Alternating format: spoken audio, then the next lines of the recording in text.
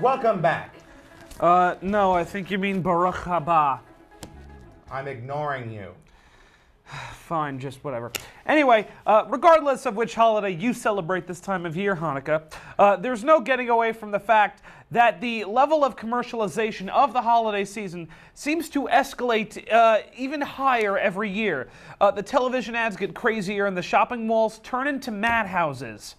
We tried to get a couple of obnoxious Santa Claus impersonators on the show to discuss this with, but why should we fight commercialism with commercialism when we can just hurl unfounded insults at each other? This is Grate Da Bait.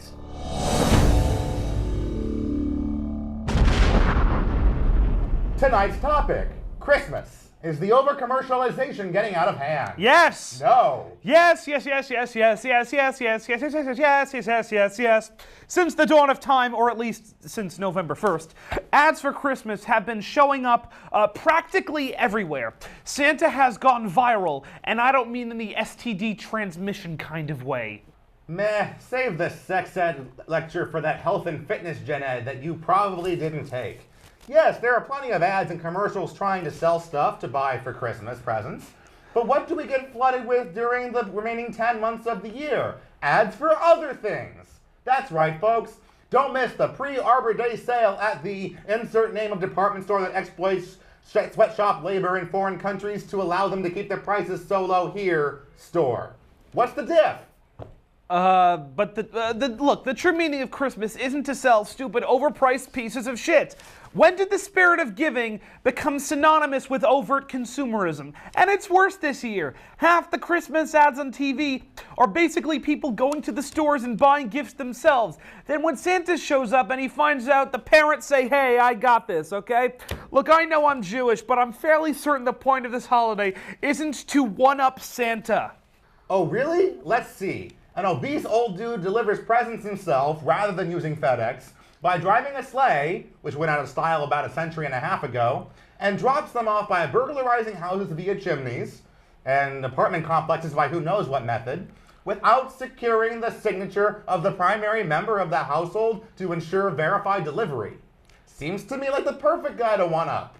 And he lives at the North Pole? I have a hard time believing that. I want to see his long-form birth certificate. Look, I can't believe I'm the one defending Santa here, especially on our Hanukkah episode. But since you opened the can of worms, allow me to dive right in. Why would you want to dive into a can of worms? Shut up, it's my analogy, go with it. Do you know how insane the gift purchasing has been in the past month? Black Friday sales went through the roof. Online shopping increased 20% from last year. And Cyber Monday sales increased by 68%. You think all these people care about the actual meaning of Christmas? Bah humbug! We buy things for birthdays. We buy things for Mother's Day, Father's Day, Valentine's Day, Halloween. Hell, people probably buy random crap for Martin Luther King Jr. Day. And that's called helping the economy. Are you saying that you're against that? What, do you want us to turn into Europe? Because you know, if that happens, the terrorists win. Is that what you want, Ebenezer Ben Scroogeon? Look, I may be Jewish, but I have glanced at the New Testament. And first of all, well done. Sequels are generally disappointing. But Jesus told his disciples to give up their riches and help those most in need. The entire consumer industry is built on having the most stuff. You know, whoever dies with the most toys wins. Businesses advertise by telling you, oh, you most definitely need this latest gadget or doohickey if you want to be streets ahead. What does that even mean? If you have to ask your streets behind. Wow, this street lingo is confusing without a Google Maps app. Guess that means I need a Maps-enabled smartphone. Hey, check out how your own logic just turned on itself right there. I don't understand the question, and I won't respond to it. Look, let's take Hanukkah. It's our equivalent of Christmas, more or less, but there's no razzle-dazzle behind it. The gifts we get range from pseudo-awesome to there are needy children in Israel. Be grateful for what you have. What did I do to raise a son like you? We don't see Hanukkah Harry prancing all over TV. I see people decorating their lawns with giant inflatable Maccabees. Hanukkah Harry, eh? Perhaps here's a good reason he's not prancing all over TV. for Hanukkah, hairy feet of Santa. Outside Maureen's deli Christmas night, we got grumbling elves and nearly orphan reindeer on the street spoiling for a fight. Aye. Thank you, YouTube. So yeah, while he continues to serve a year-long sentence for assaulting Santa and disturbing the peace, I'll take a little commercialism over a violent family feud any day of the week. Okay, why are you being so stubborn about this? What is it about the holiday season that makes you so attracted to commercial enterprise? Well, I'm not attracted to it, I'm just defending it. Commercialization is a public service. Commercials inform us with ideas of what gifts we should get for those friends and relatives who have everything.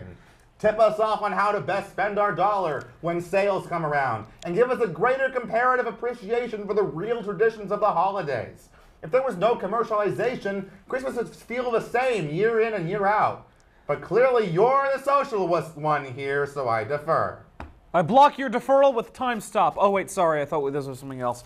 But this isn't the true meaning of Christmas. Isn't the true meaning of Christmas not to waste money buying all sorts of expensive gifts, but family? That on every December 25th, you get together in celebration with your loved ones, go see a movie, and then get Chinese food for dinner? Well, sure, that's what you do on Christmas Day. But as Christians, for the month before Christmas, we have this thing called Advent. Advent. It means coming, or waiting. Much like your holidays menorah, I should say, we light a wreath of candles, one candle every week for the 4 weeks before Christmas Eve, and then read scriptures about waiting for Christ to come and save the world, la-di-da. But guess what? This is the 21st century, and if you haven't noticed, we don't do very well with waiting. We're impatient, we gotta do something while we wait, so we don't just advent, we advertise. Well, isn't that what caroling and roasting chestnuts and watching holiday specials is for? There are ways of biding your time until Christmas without being enthralled by all this technology. Or is there something to this holiday that I'm just missing?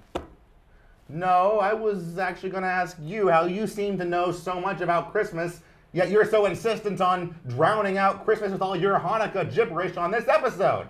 Is there something to your holiday that you're missing? Oh, okay, fine. Hanukkah isn't really that important of a holiday for us. There, I said it. The only reason it's the big celebration is because we wanted to have an equivalent holiday to Christmas. But the truth is that Passover is a bigger holiday anyway. You know what we do on Passover? Avoid eating bread, telling the story of Moses, and dipping vegetables in fucking salt water.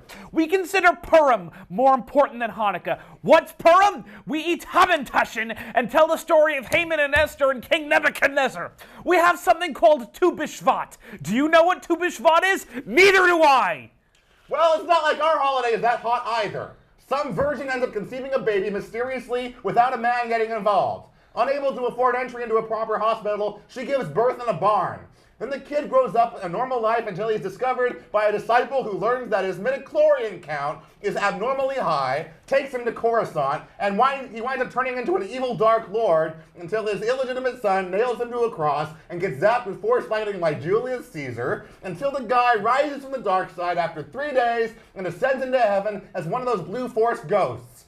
Oh, and there was a big star in the sky involved somewhere in there.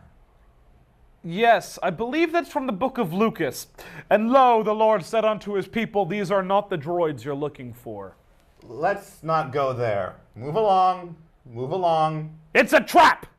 What? Oh, sorry, the mixed metaphors are strong in this one. Anyway, I guess you have a point about consumer culture. It's human nature after all. Wait, are you saying that I win? It's Christmas, why not? Woo! So, does that mean that we can get rid of this Hanukkah crap and going back to have a Christmas episode, please? No chance in hell. Sticking with Hanukkah. Fine. I'm telling Santa to leave you a lump of coal then. I'm Douglas Bell. And I'm the world's biggest mensch. And this has been The Grate Da Bait. We'll be right back.